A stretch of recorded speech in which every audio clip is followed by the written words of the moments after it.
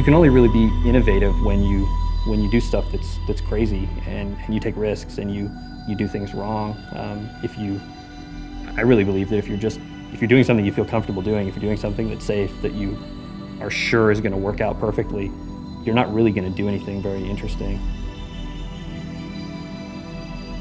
Jason is still the guy who manages that process. He is always pushing us to the edge. We are the most cynical people. Like, we are the jaded crowd who, if a game doesn't entertain us in 5 minutes, we stop playing it. There's standards set by everyone here that, I mean, good enough sucks. You can't do good enough. I don't think anybody in this world has ever done anything worthwhile without being their own worst critic. If you somehow believe that what you're doing is the greatest thing ever all the time, it's absolutely not going to be the greatest thing ever. We look around at each other, we say, well, how do we top what we did before? And even if we would say, well, we're too tired to top what we did before, the pressure is there, and I think we put it on each other.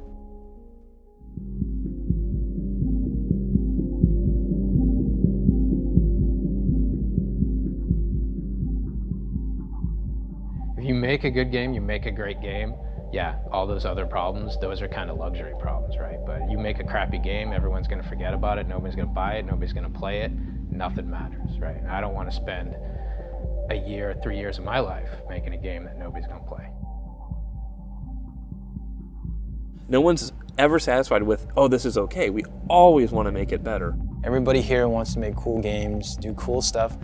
Not so much for everybody else that's out there, is because we want to create cool shit.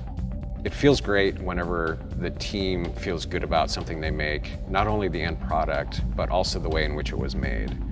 And if we can keep that experience going, then we're going to continue to make great games. We can make really, really great games together because we have enough people who really care about the game to make it happen. If you don't care about what you're doing, if it's just about making money or if it's just about going to the office every day, it's just not going to be what it would be if you loved it. And when you love something, you spend too much time doing it, you spend too much time thinking about it. Like, it bleeds you in some way. But I think that the truth is that has to happen if it's gonna blow people away, like if it's gonna be something that really matters. It hasn't mattered to us whether we were in Chicago working together, whether we suddenly were in a corporate land. We've kept that same attitude, which is we're going to make something that we're excited about. We're going to make something that we want to play, regardless of who's our publisher or what our situation is. Games are fun because they can reach you in ways that other forms of entertainment don't. Like, games really are something that you participate in, and so there's an ability to make a player feel victorious. And I wanted to be part of building that. As a studio, our culture is to continually look back at what we did before and push ourselves harder and ship something greater than the thing that we shipped before. The secret sauce that makes Bungie games what they are, it's in these walls, and it's absolutely going to be there for the future and the next games that we make. The goal for us right now is to create this body of work that's a platform for our future, somewhere we can go back to tell stories, somewhere we can go back to add new kinds of gameplay, somewhere we can add some crazy new engineering system to support some new console. It's our next playground. Like, it's the next place where we're gonna tell our stories. I go home at night, I put my kids to bed, and I get back on and I work a little bit more. Not necessarily because I have to, no, not at all, but because I really enjoy doing this kind of thing. I mean, we get to make games, and it is like being a kid. It's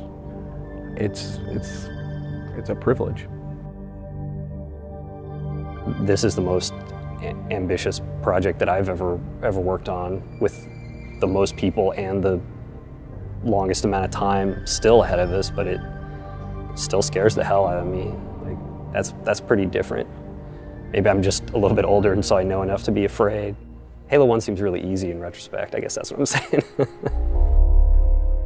Somebody was asking me if I was excited about the next big thing that Bungie's working on, and I'm like, well, I don't really understand it yet, but I'm excited because I trust the guys who are excited about it, because they've done it in the past. Talking to a publisher a couple months ago, and they asked what I wanted, and I just want them to get out of our way and let us make a game. Trust that we're gonna do something great, give us the money to pay for it, and then get out of our way.